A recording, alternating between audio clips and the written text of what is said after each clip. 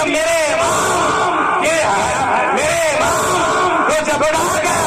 نان پارا کے والی کے شان میں قصیدہ لکھنے کے لیے، آج جو شاعر ہے، آج جو کلمی میدان کا رئیس تحریر کہلواتا ہے، اپنے آپ کا ایک صفحہ صحیح سے لکھنے کا ڈھنگ نہیں، لیکن وہ کہتا ہے میں رئیس تحریر ہوں، تحریر کا ملکہ ہوں، میں کہنا چاہتا ہوں میرے امام نے ہمیں درس دیا ہے، سن لیا جائے۔ بابا کے بول شمسی اعلان کرتا ہے، میرے امام نے فرمایا دنیا میں کوئی مانگنا ہو تو چاہے تحصیلدار کہیں آ جائے، بادشاہوں کہیں آ جائے، منتریوں کہیں آ جائے، میرے امام نے فرما دیا ارے احمد رضا کا عقیدہ ہے کہ اگر مانگتا ہے تو عملہ کے در یتیم کے در کا مانگتا ہے۔ آپ فرماتے ہیں ارے کرو مدد ہے تو رضا بڑی بلا میں میری بلا، میں گدا ہوں اپنے کریم کا میرا دین جا رہے۔ بس ہو گیا،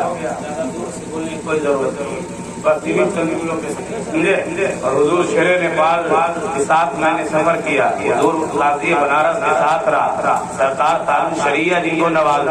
کوئی گرا نہیں سکتا، لیکن سنیے میں جملہ کہتا ہوں، خطیب و رویشہ نہیں، میری تقریر یورپ میں حضرت نیب کے ذریعے ہوئی۔ ابھی لاک ڈاؤن میں امریکہ میں جس کو بھی تکلیف ہوئی ہے، ہم نے یورپ پیٹنے نہیں کیا، عرب میں تکلیف ہوئی ہے، تو میں خود بھی تعریف کہا نہیں کہ میری تعریف نہ کرے، میں توبہ کرتا ہوں جب بھی مجھ سے کوئی غلطی ہو، توبہ کرنی چاہیے۔ میرے نبی نے فرمایا توبہ کرو، استغفار کرو، اس سے گناہ کٹ جاتے ہیں، اللہ تعالیٰ اعمال کو بڑھا دیتا ہے، مال کو بڑھا دیتا ہے۔ ہمیں آپ کو مرنا ہے کہ نہیں، لیکن رہیں گے اب اسی علاقے